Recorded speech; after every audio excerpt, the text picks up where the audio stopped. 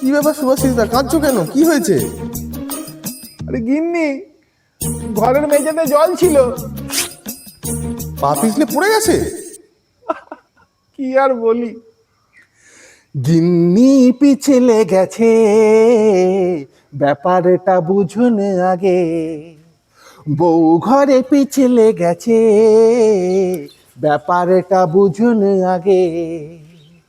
ওকে তুলতে যে সিবি আর 5-6টা কেরেন লাগে। গিন্নি পিছলে গেছে, ব্যাপারটা শুনুন আগে।